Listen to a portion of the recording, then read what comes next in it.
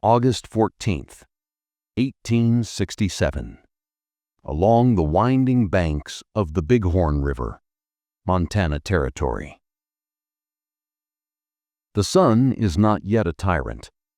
It's a soft, golden promise climbing the eastern peaks of the Bighorn Mountains, its light spilling down the slopes and igniting the dew on the plains grass.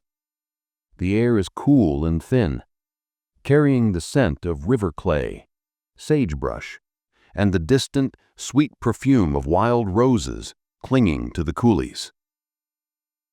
Here, in the heart of Akbaatatdía country, the world is waking up, not with a shout, but with a whisper. You are here. Feel the cool, damp earth beneath your feet. The camp of the River Crows is a sprawling collection of 60, perhaps 70, bison hide teepees, their conical forms glowing like paper lanterns in the nascent light.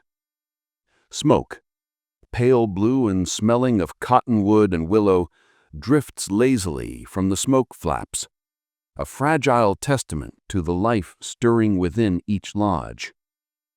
The sounds are muted, rhythmic. The gentle nicker of a pinto pony tethered nearby. The soft, rhythmic scrape of a bone tool against hide. The murmur of a woman's song as she coaxes a fire back to life. It is a symphony of peace, a portrait of a people at ease in the center of their world. Inside one of these lodges, the air is thick with the smells of smoked leather and sleeping bodies. A young woman named Iichíile strikes at the water, is already awake. She moves with a practiced economy of motion, her bare feet silent on the worn buffalo robes that cover the floor. Her face, framed by 2 long braids of glossy black hair, is serene.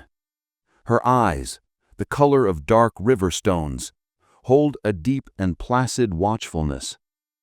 She is perhaps 20 summers old, a wife, a daughter, a sister, but most importantly, a mother. Her son, Iichíile Aashíichi-lite, Little Hawk, sleeps soundly in his own small nest of furs. He is 4 years old, a whirlwind of energy when awake, but now his small chest rises and falls in the steady, untroubled rhythm of childhood.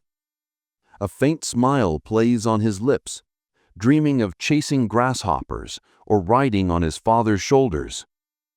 Strikes at the water, pauses, her hand hovering over his head, a silent blessing, a mother's prayer to Akbaatatdía, the maker of all things, for his safety, for his future.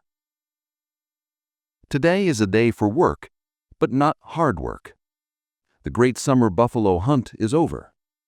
The hides have been scraped, tanned, and smoked. The meat has been cut into thin strips and dried on racks under the relentless Montana sun, becoming the hard, dark jerky that will sustain them through the coming cold months. Her husband sees the mountain, and the other men of the camp will ride out later to check their horse herds grazing in the high meadows. Always a wary eye kept for their enemies, the Lakota, the Cheyenne, who covet absolute horses above all else. For the women, today is a day of organization, of packing, of preparing for the next move of the camp. They will follow the last of the bison, moving with the seasons as they have for generations. Strikes at the water's task is to pack her family's supply of jerky and pemmican. Her tools for this are laid out on a clean hide near the teepee's entrance. Among them is a large, flat, envelope-like storage case made of stiff folded bison rawhide. This is a Parfleche. It is a masterpiece of utility and art, a uniquely plains creation. It is stronger than wood, lighter than pottery, a perfect container for the nomadic life. The rawhide, scraped clean of hair and cured in the sun, is as hard as ironwood. Its surface is a canvas. Strikes at the water, picks up the lid of the parfleche. It is a separate, slightly larger piece that fits snugly over the folded case. She runs her fingers over its surface. It's not just a lid, it's a story. The geometric patterns painted on it are bold and precise, rendered in mineral pigments of deep red, earthy yellow, and a stark and beautiful blue made from duck manure. The designs are not random. They speak of her family's clan, of visions her husband received, of prayers for protection and prosperity. A series of nested diamonds might represent the Bighorn Mountains, their unyielding strength. A bold hourglass shape could be a buffalo, the provider of all things. To an outsider, it is beautiful decoration. To her, it is a map of her identity, a sacred document of who she is, where she belongs. The very act of painting it was a prayer, imbuing the object with a power beyond its material form. She takes a handful of dried meat, its smoky, savory scent filling the air, and begins to carefully arrange it inside the main case. Little Hawk stirs, his eyes fluttering open. He makes a small, sleepy sound, and she turns, a warm smile instantly on her face. She speaks to him in the soft, musical cadence of the crow language, her voice a gentle current that pulls him from the last vestiges of his dreams. He scrambles out of his furs, a small, sturdy boy in a simple breechcloth, and rushes to her side, wrapping his arms around her leg. She strokes his hair, her heart swelling with a love so fierce it feels like a physical presence, a warm stone in her chest. Outside, the camp is coming fully alive. The murmur has grown to a cheerful hum. Children's laughter erupts as they chase a stray dog. The rhythmic thump, thump, thump of women pounding choke cherries into a paste echoes between the lodges. An old man, a respected elder named Two Leggings, sits in front of his teepee, his face a road map of wrinkles, smoking a long-stemmed pipe and watching the sun climb higher. It is a scene of profound domesticity, of security, of a world in its correct and proper order. But the plains are a place of vastness and vulnerability. The very openness that gives life also offers no place to hide. Out on the periphery, beyond the last line of teepees, the horse guards are vigilant. They sit their ponies on low rises, their figures silhouetted against the morning sky, their eyes constantly scanning the endless sea of grass. They are the membrane between this peaceful world and the one that surrounds it, a world of constant low-level warfare, of raids and counter-raids, of ancient enmities that ebb and flow like the seasons. Strikes at the water, still packing the parfleche, feels a subtle shift in the air. It's not something she can name. The dogs, usually a cacophony of barking and yelping, have fallen silent. A sudden, unnatural quiet has descended, the kind that precedes a thunderstorm. She glances up, through the open flap of her teepee. The sky is clear blue, but the feeling persists, a prickling on the back of her neck, an instinct old as time that whispers of danger. Little Hawk, sensing her tension, quiets his chatter and looks up at her, his dark eyes wide with question. She places a calming hand on his shoulder, but her own gaze drifts towards the edge of the camp, her ears straining to catch a sound that is just out of reach, a discord in the morning symphony. The elder, Two Leggings, has stopped smoking. His head is cocked, his body rigid, listening. He has heard it too, a sound carried on the wind, a sound like the drumming of 1,000 hooves.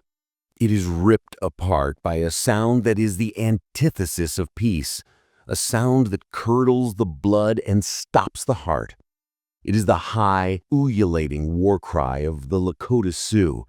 It erupts from the west, a wave of pure menace that washes over the camp, instantly extinguishing every laugh, every song, every peaceful murmur.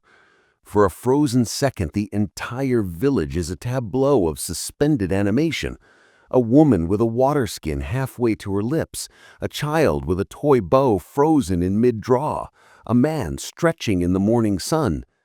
Then, the tableau explodes into chaos. From a shallow coulee less than half a mile away, a river of mounted warriors bursts forth. They seem to materialize from the very earth, 100, maybe more, their bodies lean and stripped for battle, painted with the symbols of war, lightning bolts for speed, circles for hail. Their ponies are fast, bred for this very purpose, their hooves tearing at the prairie sod, kicking up a trailing cloud of dust that rises like a malevolent spirit against the morning sky. The sun glints off the points of lances, the barrels of trade muskets, the sharpened tips of arrows. The first volley of shots cracks through the air. The sound is sharp, flat, utterly alien in this place of natural rhythms. A horse tethered near the edge of the camp screams, a terrible high-pitched sound as it collapses with a feathered shaft protruding from its flank. A man, one of the horse guards, is already down, his body a crumpled heap beside his pony. The others are wheeling, shouting warnings, their voices nearly lost in the growing thunder of the charge. The surprise is total, devastatingly complete.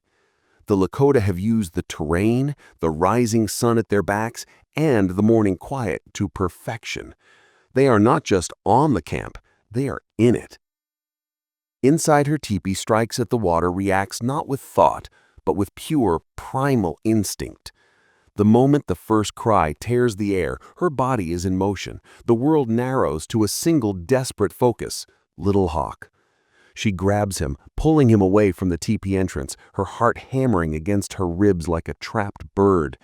Her mind is a maelstrom of terror, a white noise of panic, but her actions are sharp, precise. She shoves him behind her, creating a shield with her own body, her eyes scanning the chaos erupting just outside the hide flap. The serene village of moments ago is gone, replaced by a vision of hell. People are running, screaming. Warriors caught unprepared are scrambling from their lodges, grabbing for weapons, a bow, a war club, a knife. They are trying to form a line, to create some pocket of resistance, but the Lakota riders are already weaving between the teepees, their momentum a terrible, unstoppable force. A warrior she knows, Bulltongue, emerges from his lodge with a trade axe in his hand and is immediately swarmed by 3 riders.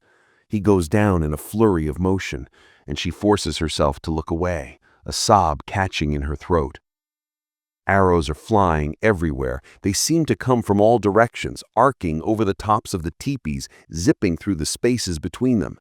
They make a sound like ripping cloth as they pass, a vicious shh, followed by a dull thump as they find a home in hide or earth or flesh. The air is filled with the shouts of the attackers, the screams of the wounded, the terrified neighing of horses. Smoke is beginning to rise now, thick and black, from a teepee at the far end of the camp. They are trying to burn them out, to add fire and confusion to the assault. Strikes at the water knows they cannot stay in the teepee. It is a trap.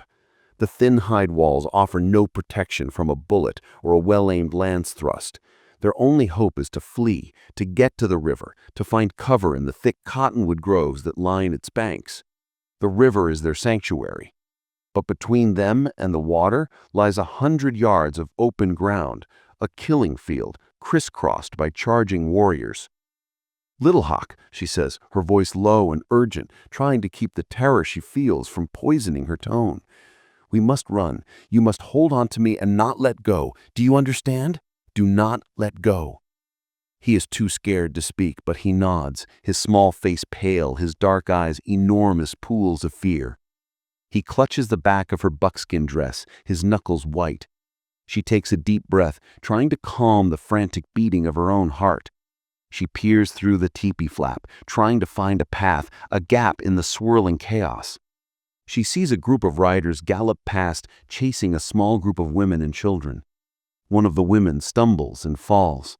The riders do not slow. This sight galvanizes her. Panic gives way to a cold, hard resolve. She will not fall. She will not let them take her son. She looks around the interior of the lodge, her eyes desperately searching for a weapon, for anything.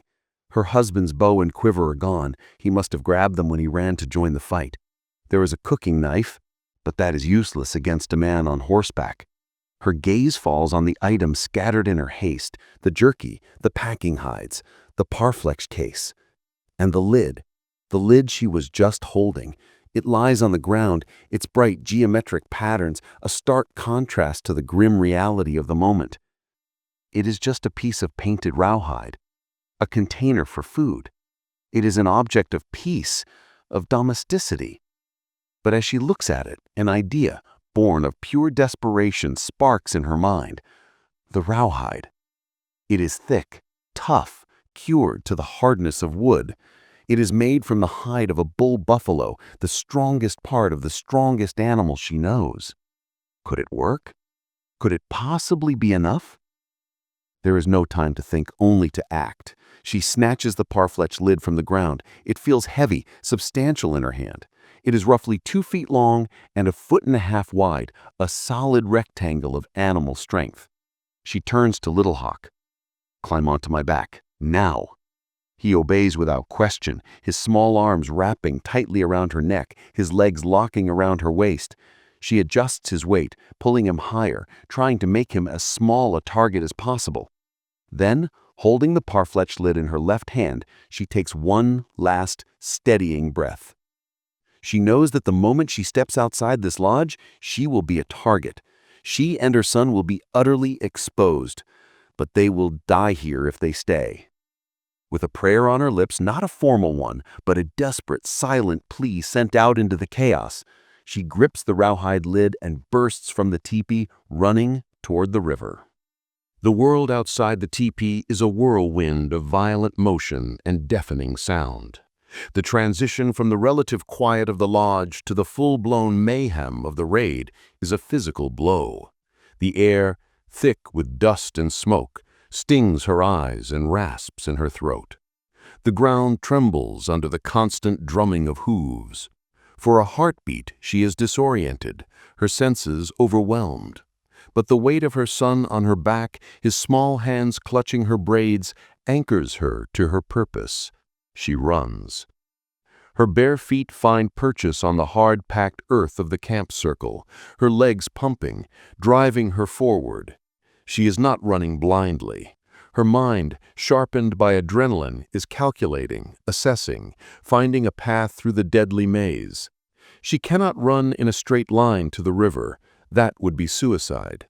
She must use the teepees for cover, darting from one to the next, a frantic, desperate game of survival. She holds the Parfleche lid instinctively, not yet as a shield, but as a ward, a talisman. It is awkward in her hand, its stiff edges digging into her palm. Her focus is on speed, on evasion. She sprints across a short open space, the muscles in her legs and back screaming with the strain of carrying her son's weight. She can hear the whoops and cries of the Lakota warriors behind her, to her sides.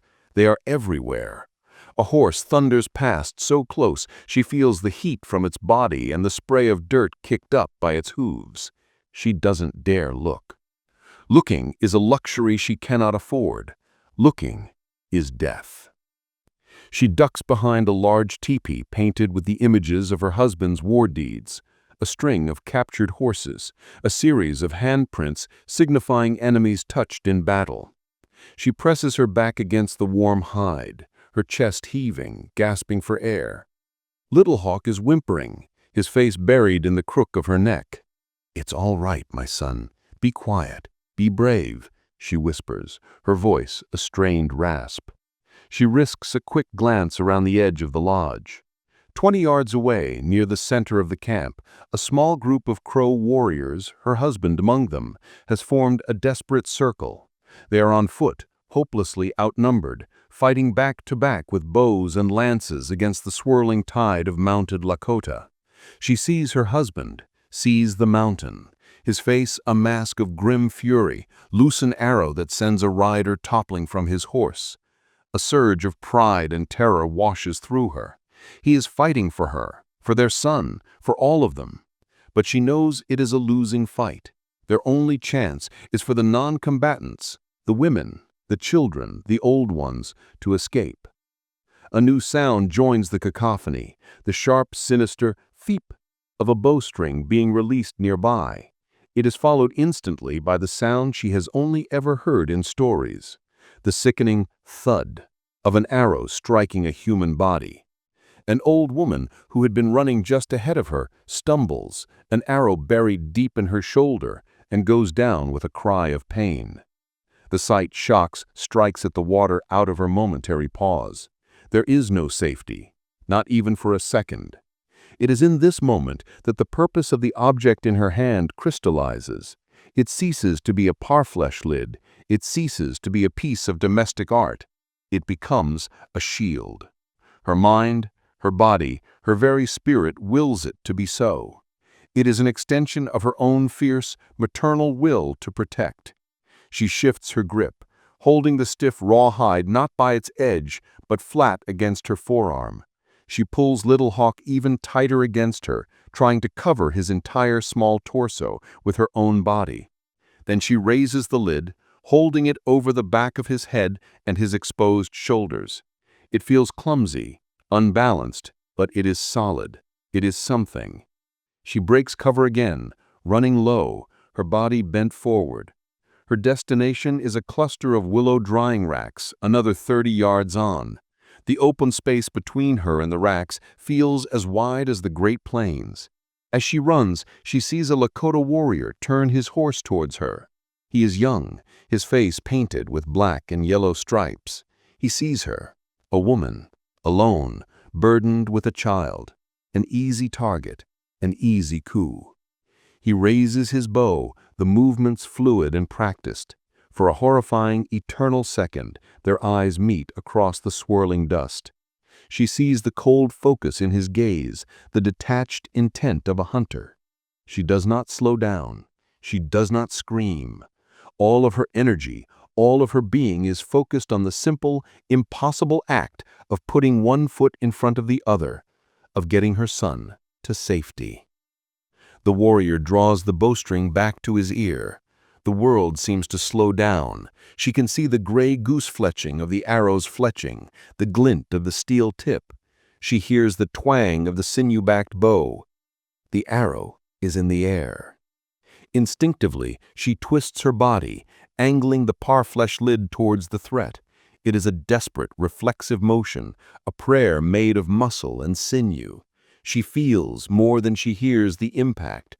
A hard, violent thwack slams into the rawhide just inches from her head. The shock of it jolts up her arm, a painful vibration that rattles her teeth. The force is stunning, nearly knocking her off balance. But she stays upright. She keeps running. The arrow has struck the lid. It did not pass through. The warrior, surprised, shouts something in his own tongue, a curse, an exclamation of disbelief. He is already reaching for another arrow, but she has used that split second of hesitation. She dives behind the willow drying racks, collapsing into the relative cover, her lungs on fire, her arm trembling from the impact. Little Hawk is crying now, a thin, terrified wail. She clutches him, her hand going to the back of his head, his neck, his shoulders, frantically checking him for injury. He is unharmed. She looks at the Parfleche lid. A dark, feathered arrow shaft is protruding from its painted surface. The steel point has punched partway through the first layer of rawhide, but the tough, cross-grained fibers have caught it, held it, stopped it. The vibrant geometric patterns, the symbols of her family, are marred by this brutal intrusion, yet they have held. The prayer of protection, painted into the hide, has been answered in the most literal and violent way imaginable. Hope, fierce and sharp, cuts through her terror. It can work. This thing in her hands, this piece of her home, can be their salvation. She gets to her feet, her grip on the unlikely shield now firm, purposeful. The river is closer now. She can almost smell it. She prepares to run again. The brief respite behind the willow racks is over. The sounds of the battle are intensifying, closing in. The crack of musketry is more frequent now, the pops and booms echoing off the river bluffs. The Crow warriors are putting up a ferocious defense, selling their lives dearly to buy time for the escapees, but they're being pushed back, fragmented. The chaos is no longer just at the edge of the camp, it has consumed it whole. Strikes at the water rises from her crouch, the Parfleche lid held tight. The arrow shaft sticking out of it is a grotesque decoration, a testament to the shield's first victory. It makes the lid heavier, more awkward, but she welcomes the weight. It is proof, it is real. Little Hawk has stopped crying, his fear seemingly exhausted, replaced by a silent, clinging terror. His small body is a dead weight, but a precious one. Every ounce is a reason to keep moving. Her new path is even more perilous. The drying racks offered the last significant piece of cover between her and the line of cottonwoods that marks the riverbank. Ahead lies 50 yards of ground littered with the detritus of camp life, fire pits, scattered tools, the tripods used for hanging cookpots, but it is essentially open, and it is a gauntlet. Lakota warriors on horseback are flushing out the hiding, cutting off the fleeing. It is a scene of pure, predatory carnage. She takes a breath, holds it, and runs. This is not a sprint of panic, but a calculated, desperate dash. She no longer looks at her destination, the life-saving trees. Instead, her eyes are in constant motion, scanning left, right, everywhere. She is tracking threats, watching the angles, predicting the movements of the enemy riders. Her mind, once a whirlwind of fear, has become icily clear, focused into a single point of survival. She runs a weaving, serpentine path. A rider to her left is occupied, leaning down from his horse to strike at a fallen Crow man with a stone-headed war club. She veers right, putting a smoldering fire pit between herself and the horseman. Acrid smoke billows up, momentarily obscuring her. She uses the brief cover, her feet flying over the ground. Another warrior spots her. He is farther away, perhaps 40 yards, and raises a trade musket, a long, cumbersome firearm. The barrel swings to follow her movement. She knows she cannot outrun a bullet. She can only pray to the maker of all things. She doesn't stop, doesn't slow, she just runs, holding the Parfleche lid up, a ridiculously inadequate defense against a lead ball. A puff of white smoke erupts from the musket's barrel, followed a second later by the deep boom of its report. She hears the buzz of the ball passing well over her head, and she doesn't know if it was a miss due to the warrior's haste, the inaccuracy of the weapon, or divine intervention. She doesn't care. She is still alive. The greatest danger is the bow. It is faster, more accurate from horseback, and there are arrows coming from everywhere. She can hear them, a constant whisper of death passing through the air around her. She adjusts her grip on the shield, holding it higher, trying to cover both her son's head and her own. Her arm aches with a deep, burning fatigue. The muscles of her shoulder and back are knotted with tension and strain. A sharp, stinging pain erupts in her left calf. She cries out, stumbling, nearly falling. She looks down and sees blood welling from a long, shallow gash.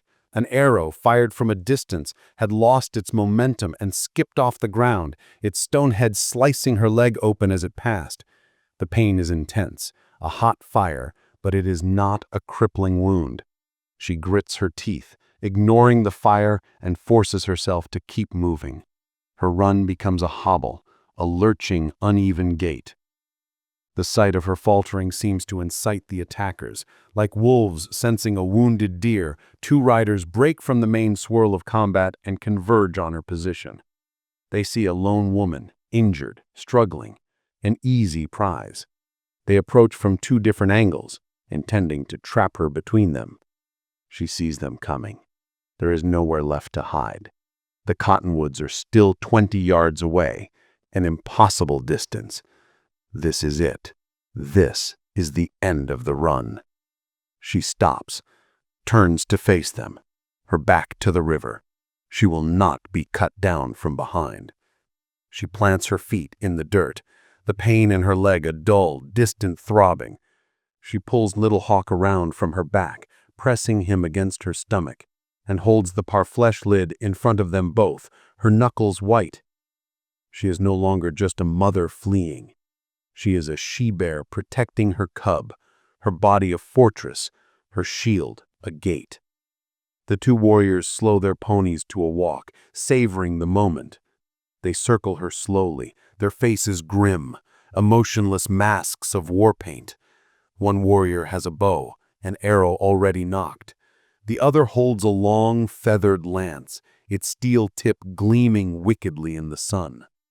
They are in no hurry. They have her. The warrior with the bow raises it. He is close, no more than 15 yards. A miss is impossible. Strikes at the water, meets his gaze, her own eyes blazing with a defiance born of utter desperation. There is no fear left in her, only a cold, unquenchable fire. She says her son's name, a single, soft word. It is a prayer, a promise, a farewell. The bowman releases his arrow. She watches it leave the string, a streak of painted wood and gray feather. It seems to hang in the air for an eternity. She moves the shield to intercept it, a small, precise movement, her entire universe contracted to this single object in her hand and the missile flying towards it. The impact is deafeningly loud at this close range, a solid percussive crack that echoes in the space between them. The force is immense. It rips the lid from her grasp, sending it spinning through the air. Her arm is numb, a bolt of pure agony shooting from her fingers to her shoulder. But she looks down at her son, at her own chest. There is no arrow. The Parfleche lid lands in the dust a few feet away. A second arrow shaft now juts from its surface, parallel to the first. It has held again. The bowman stares, his mouth slightly agape, a look of genuine disbelief on his face. This strange, painted board has defied him twice. The second warrior, the one with the lance, lets out a guttural shout and kicks his horse into a charge. He intends to end this absurdity.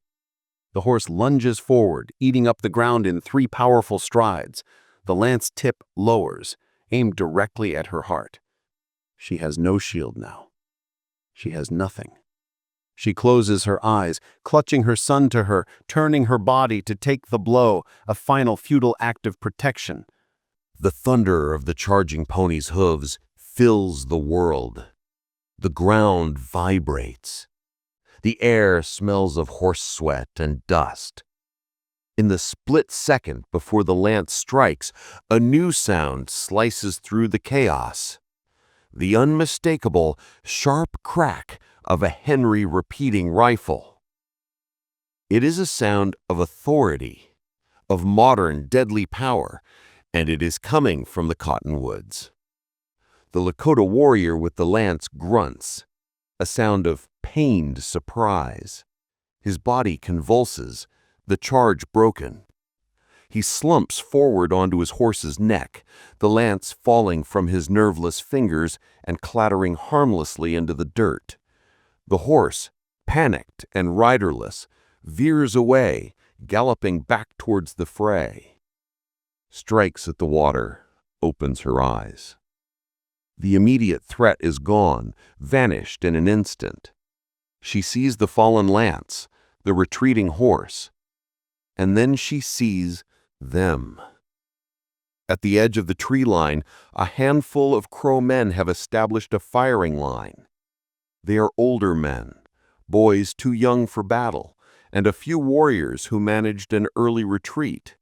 They have rifles, old muzzle-loaders, a few new repeaters, and they are pouring a disciplined fire into the charging Lakota, providing cover for the women and children still scrambling for the river.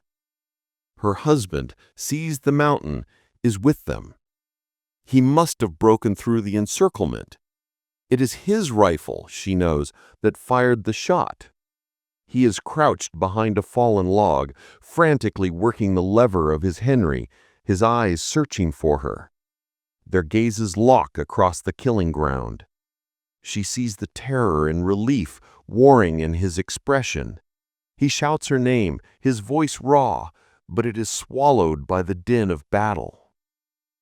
The other Lakota warrior, the bowman who had been stunned by the Parfleche shield, recovers his senses. He sees his companion fall, sees the new threat from the trees. His moment of hesitation is over. He lets out a furious cry, a sound of pure rage and frustration. He wheels his pony, not to retreat, but to finish what he started. He sees Strikes at the water, vulnerable and shieldless, and sees his chance to claim a coup before the tide turns. He knocks another arrow, his movements a blur of practiced speed. But before he can draw, something else catches his eye. On the ground, lying in the dust, is the Parfleche lid, the object that has twice thwarted him. It is a thing of bad medicine, an affront. With a snarl, he turns his bow not on the woman, but on the shield itself. He wants to destroy it, to prove its magic is false. He looses one arrow, then another, and another in a rapid, furious volley. He is an expert marksman, and even at a distance and from a moving horse, his aim is true. The arrows fly across the short distance and slam into the discarded lid. Thwack, thump, thud. One after another, they strike the rawhide. Strikes at the water, still frozen in place, watches this bizarre, violent spectacle. The painted surface of the lid, her family's story, is being violated, pierced again and again. Each impact feels like a blow against her own body. The arrow shafts strike and bite deep into the hide. Some points poke through the other side, but the shafts themselves are caught, held fast by the tough, fibrous material. Not a single arrow passes cleanly through. The rawhide, designed to be folded and stretched but never punctured, groans under the assault but does not yield its integrity. This furious, focused attack on an inanimate object gives her the time she needs. The spell of paralysis is broken. Seize the Mountain is screaming at her now, "Run! To the river! Run!" She scrambles for the Parfleche lid, grabbing it even as the last of the warrior's arrows strikes home. It is a pincushion now, a grotesque trophy bristling with 5 feathered shafts. It is heavy, unwieldy, but she cannot leave it. It has saved them. It is a part of them. She scoops up Little Hawk, who has been silent through this final horror, his eyes wide with shock. She settles him on her hip, her injured leg protesting with a fresh wave of pain.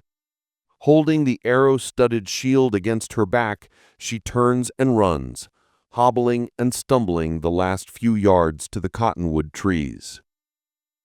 She collapses as she reaches the tree line, falling into the arms of her husband, who has run out to meet her.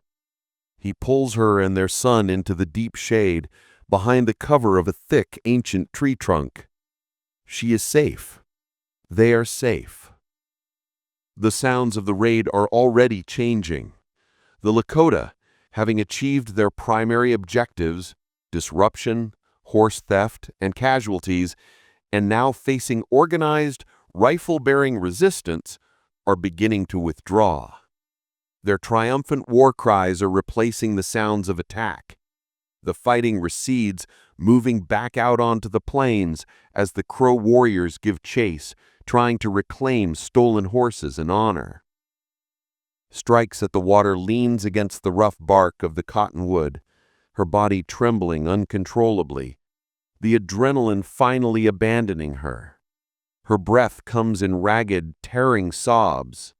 She clutches Little Hawk, who has been silent through this final horror, his eyes wide with shock. Sees the mountain, holds them both, his own face streaked with sweat and grime, murmuring to them in the soft cadences of their language, words of comfort, of love, of disbelief that they are alive. He gently takes the Parfleche lid from her hand. He holds it up, turning it over in the dappled sunlight filtering through the leaves. His warrior eyes, accustomed to reading the signs of battle, stare at it in awe. 5 arrows, their steel and stone heads buried deep in the rawhide, their shafts angled from the force of their impact. He touches one of the shafts, running a finger along the painted wood. He looks at the geometric patterns beneath, scarred and punctured but still visible. He looks at his wife, at his son, and then back at this simple, mundane object that has become a thing of legend. It is a place where arrows came to die. He understands in that moment that he has just witnessed a miracle. The sun began its slow descent, painting the western sky in hues of blood orange and bruised purple, a somber reflection of the day's violence. The sounds of battle had long since faded, replaced by a new chorus that was, in its own way, just as harrowing. The sounds of grief. Wails of mourning rose from the ravaged camp as families found their lost, the sharp cries of sorrow cutting through the quiet evening air. The Lakota were gone. They had swept through like a prairie fire, swift and devastating, and then vanished back into the vastness of the plains, taking with them a large portion of the Crow horse herd and leaving behind death and destruction. The cost was high. Several warriors had fallen. Women and children, caught in the open, had been lost. Teepees were slashed and burned, their skeletal poles reaching up to the sky like accusing fingers. The place of peace had become a place of sorrow. Strikes at the Waters sat with her back against a cottonwood tree near the riverbank. The camp healers had cleaned and bound the gush on her leg. The pain was a dull, persistent throb, a constant reminder of the day's flight. But it was a small price. Little Hawk slept in her lap, his small body finally succumbing to an exhaustion so profound it transcended fear. His face, relaxed in sleep, was tear-streaked and dirty. But he was whole. He was alive. She ran her fingers gently through his hair, her gaze distant, fixed on the smoldering remains of the camp. Seize the Mountains sat beside her, silent. He had been among the warriors who had pursued the raiders, returning at dusk with a few recovered horses and a grim, weary set to his jaw. He had seen the bodies of his friends. He had counted the cost. Now he simply sat, his presence a solid, comforting anchor in the swirling sea of her emotions. As darkness gathered, people began to emerge from the shelter of the riverbanks and from the lodges that had survived the attack. They moved like ghosts through the wreckage of their homes, their movements slow, stunned. The process of accounting, of healing, of beginning again was starting. A council fire was lit in the center of the camp, its flames a small beacon of defiance against the encroaching night and the great, sorrowful emptiness of the plains. The elders called for the people to gather. One by one, families made their way to the fire, their faces illuminated by the flickering light, etched with grief and shock. It was time to speak the names of the dead, to honor their passing, to reaffirm their existence as a people. As Strikes at the Water and Seize the Mountain approached the fire, a hush fell over the assembled crowd. People turned to look at them. Their eyes were not on the warrior, seize the mountain, but on his wife, and on the object he carried in his hands. He was holding the Parfleche lid. In the wavering firelight, it looked like a sacred artifact, a powerful relic pulled from a forgotten age. The 5 arrows still protruded from its surface, their feathers casting long, dancing shadows. The painted designs, the symbols of family and faith, were scarred and violated, but this damage did not diminish the object. It consecrated it. The punctures were not wounds, but marks of honor. The lid was no longer just a piece of rawhide. It was a story. It was the physical manifestation of a mother's love and a testament to a miracle. An old man, the elder Two-Leggings, who had survived the attack by hiding beneath a pile of buffalo robes, rose to his feet. His face was a mask of sorrow, but his voice when he spoke was clear and strong, carrying across the silent gathering. He did not speak of the warriors who had fought and died. Their stories would be told, their songs sung in the days to come. Instead, he pointed a gnarled finger at Strikes at the water. He spoke of what he had seen. He told the assembled people how he had watched her run through the storm of arrows, how she had shielded her son with nothing more than a piece of luggage. He spoke of the warrior who had emptied his quiver into the shield, his arrows finding no purchase, his bad medicine turned back on itself by the strength of a mother's heart. As he spoke, others began to murmur in agreement. A woman stepped forward and told of seeing the first arrow strike the lid. A young man, one of the fighters from the riverbank, described the final impossible stand before the trees. The story was pieced together, witness by witness, until the entire camp understood what had happened. They were looking at a woman who had faced death armed with a domestic tool and had won. When the stories were finished, a deep silence settled over the council. They looked at Strikes at the water with a new kind of respect, a sense of awe. In a society that revered the courage of warriors and the visions of holy men, they were witnessing a different kind of power, a power that was just as sacred, just as strong. It was the power of creation and preservation, the unyielding strength of she who gives life. Seize the Mountain stepped forward and held up the shield for all to see. He said, "My wife's heart is strong. The spirits of the buffalo, whose hide this is, gave her their strength. The prayers of her mother, who painted these symbols, gave her their protection. She did not fight with a weapon of war. She fought with the love of a mother, and no Lakota arrow is sharp enough to pierce it." He then handed the Parfleche lid to Strikes at the water. She took it, its weight familiar in her hands. She looked down at its ruined surface, and she did not see destruction. She saw her son's face, felt his arms around her neck, heard his heart beating against hers. This object and her child were now forever linked. In the years to come, the story would be told and retold around countless fires. It would become a part of the oral history of the Apsaaloke people. The shield itself, with the arrows left embedded within it, would be preserved, passed down from mother to daughter, a tangible link to a moment when ordinary love became an extraordinary shield. It would serve as a reminder that courage is not confined to the battlefield, that the greatest strength is often found not in the hand that holds the spear, but in the heart that refuses to let go. Looking into the flames of the council fire, surrounded by the remnants of her world, Strikes at the water felt not despair, but a quiet, fierce pride. They had been attacked, they had suffered, but they had survived.